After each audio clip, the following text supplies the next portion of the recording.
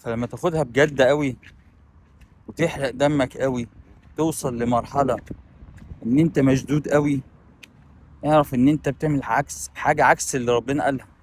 يبقى في حاجة غلط عندك، في حاجة غلط عندك انت.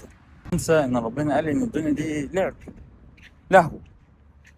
لان هي المفروض تكون مش بالصعوبة دي. ما تكبرهاش قوي في عينك كده. الدنيا مش كبيرة في العين كده. الدنيا اللي بيكبر الدنيا في عينه كده بيتعب. الدنيا اصغر من كده. مفيش حاجة اكبر من ربنا. ومادام انت عندك اقتناع، مش بتقول ببقك بس، دام انت عندك اقتناع ان مفيش اكبر من ربنا، ساعتها الدنيا هتصغر قوي في عينك. فاول ما تحس ان انت مشدود زياده وتعبان زياده، اعرف كده ان انت خالفت قانون ان هي لعب وله. اعرف كده ان في حاجه غلط. الحق اعدلها، الحق شوفها، عشان تبقى ماشي مع القانون اللي ربنا حاطه.